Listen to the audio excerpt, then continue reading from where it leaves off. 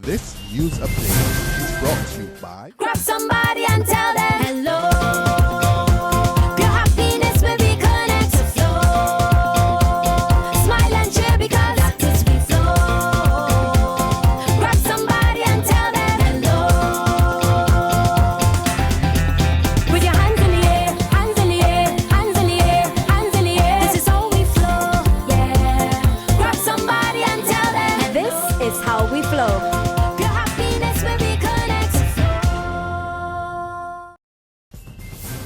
This is the Barbados Today Evening News Update for Wednesday, September 30th. Thank you for joining us. I am Marie-Claire Williams. Public hearings began this afternoon into the retrenchment of more than 80 workers from the National Conservation Commission, with one witness giving evidence before the Employment Rights Tribunal. General worker Cutie Lynch was on the witness stand for about an hour. She was one of those who refused to accept the termination letter last year, but she later returned for the document after being told she could not receive unemployment benefits without it. Lynch was cross-examined by the NCC's attorney, Mitchell Codrington, and attorney Pat Cheltenham is representing the NCC workers and the bargaining agent, the National Union of Public Workers. The hearings are being held in the Marigold Room of the Lloyd Erskine Sandiford Centre and will run until Friday. They resume tomorrow at 1 o'clock. Finance Minister Chris Sinckler says there is need to reposition the island's human resources to match the changing global environment. Sinckler says the economy has transitioned from an agricultural to manufacturing to now a services-driven economy over the past few decades, and it is now mainly controlled by large businesses. But he noted that small and medium-sized enterprises are presently driving economic growth. So in the context of all of this, and also in the context of the fact that the larger formal economy as we know it is not, and probably will not, to the extent that it has done in the past, provide a growth of jobs in our economy to the extent and a rate that will allow us to consume all of the excess labor that we have, it means that we have now to reposition our human resources to the extent that they're able to engage this global economy with new, exciting, and in some instances, different skills. Barbadians are still unsure about their HIV and AIDS status and the use of condoms. That's according to the findings of the Knowledge, Attitudes, Beliefs and Sexual Practices Survey of 2013 and 2014. It was conducted among persons aged 15 to 49. The survey was commissioned by the National HIV and AIDS Commission. Lead researcher Nicole Drakes says the data shows the country has made significant inroads in the fight against the disease, but there are still areas of concern that need to be addressed. The survey tells us that there is an existence of multi-partnering, the price of inconsistent condom use, particularly with sexual partners, especially with regular partners. There are more levels of knowledge about STIs. You have high levels of knowledge about HIV.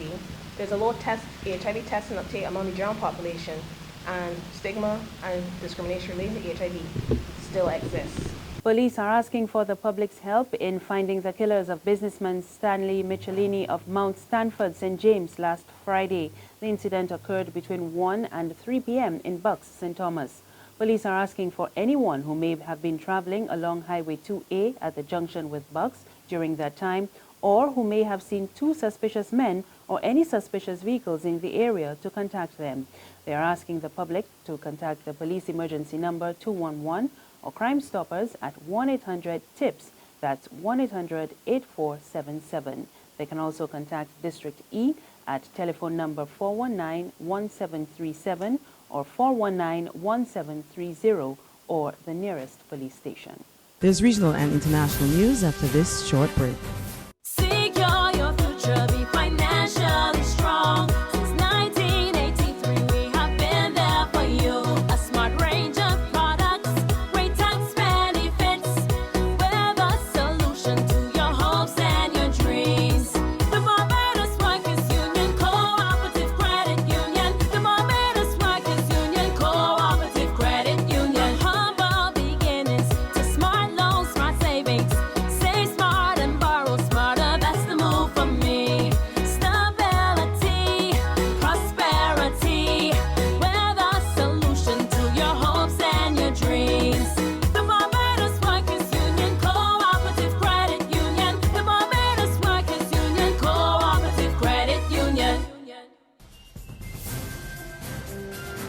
In news from the region, the UK's Prime Minister David Cameron has told Caribbean countries to move on following their calls from reparations for slavery.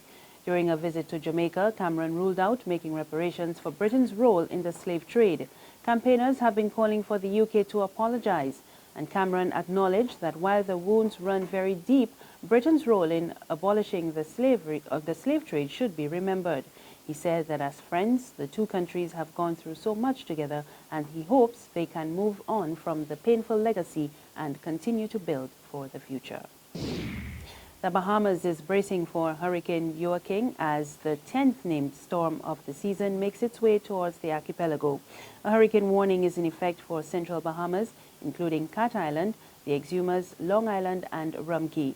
A hurricane watch is in effect for northwestern Bahamas, including the Abacos, Berry Islands, Bimini, Eleuthera, Grand Bahama, and New Providence. The storm is moving towards the southwest at 6 miles per hour, and the Miami-based National Hurricane Center says tropical storm conditions are possible in the southeastern Bahamas from tonight, and hurricane conditions could reach the northwest early on Friday. On the international scene, Russia has begun carrying out airstrikes in Syria against opponents of President Bashar al-Assad.